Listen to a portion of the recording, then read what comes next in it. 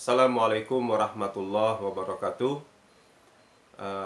Alhamdulillah rabbil alamin. Wassalatu wassalamu ala asyrafil anbiya wal mursalin wa ala alihi wa ashabihi rasulillahi ajma'in.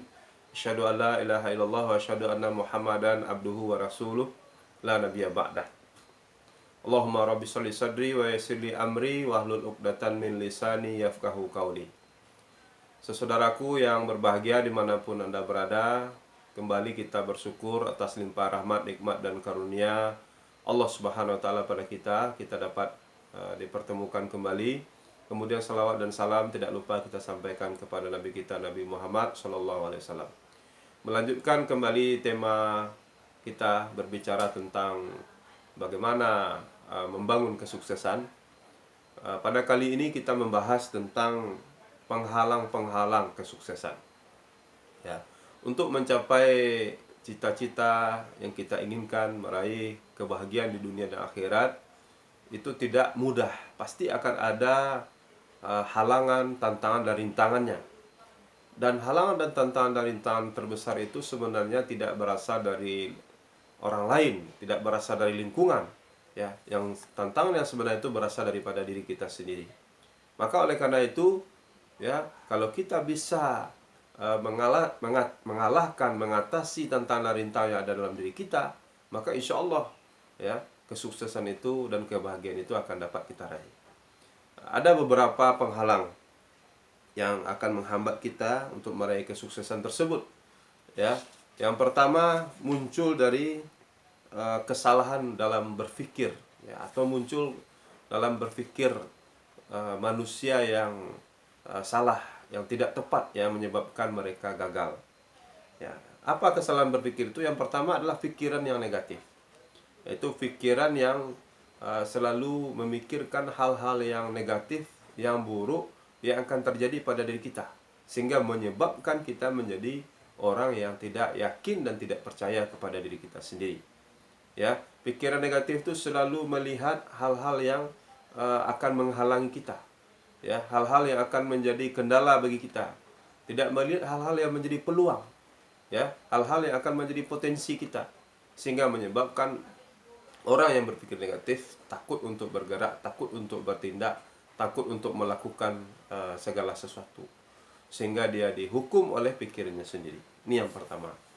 Kemudian yang kedua yang menghalangi kita, ya, dari kesalahan berpikir itulah pikiran yang kotor, yaitu pikiran yang kemudian selalu memikirkan hal-hal yang buruk, ya, memikirkan hal-hal yang merugikan orang lain. Ya, kalau pikir negatif membahayakan diri sendiri, pikiran kotor itu membahayakan orang lain. Ya, berpikir bagaimana menipu orang, berpikir bagaimana menganiaya orang, berpikir bagaimana menzalimi orang. Ya, artinya dia ingin sukses tapi mungkin dengan cara untuk bagaimana menipu orang lain atau mengambil hak orang lain yang bukan miliknya. Kemudian yang ketiga adalah pikiran yang malas. Ya, artinya dia tidak mau mengeluarkan ide-ide dan gagasan-gagasannya untuk meraih kesuksesan itu. Dia malas berpikir. Ya, dia malas untuk mengungkapkan ide-ide, sehingga ketika terjadi suatu masalah dia cenderung pasrah dan tidak mau berusaha mencari jalan keluar. Ya, tidak mengeluarkan pikiran-pikiran yang solutif terhadap masalah yang dihadapinya. Kemudian yang berikutnya adalah pikiran yang tidak sadar, yaitu ketika dia tidak menyadari, ya, potensi dirinya, tidak menyadari masalah yang dihadapinya, tidak menyadari keadaan dirinya hari ini, ya, sehingga kemudian dia tidak tahu apa yang mau dilakukan, tidak punya visi, tidak punya rencana hidup, tidak punya langkah-langkah untuk mewujudkan apa yang dia cita-citakan. Ya. Kemudian yang kelima atau yang terakhir adalah pikiran yang bersifat status quo. Ya, artinya dia tidak mau berubah. Ya, dia cenderung dengan apa yang ada hari ini. Dia tidak berpikir dinamis, tidak berpikir kreatif, tidak berpikir out of the box. Ya, cenderung menerima apa adanya. Ya, jadi oleh karena itu, kalau pikiran-pikiran ini ada dalam diri kita, maka dapat dipastikan, ya, kegagalan demi kegagalan akan menghampiri kita, atau dia akan menghalangi kita untuk meraih yang namanya kesuksesan. Maka oleh karena itu, mari kita benahi pemikiran kita, ya, kita balik. Kalau tadi kita berpikir negatif, ya gantilah dengan berpikir positif. Kalau tadi kita malas untuk berpikir, tidak mau mengeluarkan ide-ide gagasan, tidak mau belajar, tidak mau mengisi pikiran kita dengan ilmu pengetahuan, maka kita coba melatih diri kita untuk berpikir, melatih diri kita untuk menganalisa, melatih diri kita untuk mengeluarkan ide-ide dan gagasan, apakah dengan menulis, apakah dengan kita berdiskusi dan segala macamnya. Kemudian menghilangkan pikiran-pikiran yang kotor dalam diri kita, pikiran yang cenderung kepada maksiat, kepada dosa, kepada menganiaya orang, kepada menzalimi orang, ya.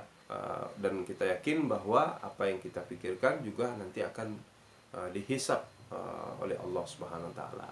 Mudah-mudahan kita semua bisa memperbaiki cara berpikir kita. Sebagaimana ada sebuah ungkapan, if you change your mind, you change your life. Jika kamu berhasil merubah apa yang ada dalam pikiranmu, maka kamu merubah apa yang ada dalam kehidupanmu. Maka rubahlah pemikiran kita, rubahlah cara kita berpikir, insya Allah kita akan merubah kehidupan kita. Semoga bermanfaat. Billahi taufiq wal hidayah. Assalamualaikum warahmatullahi wabarakatuh.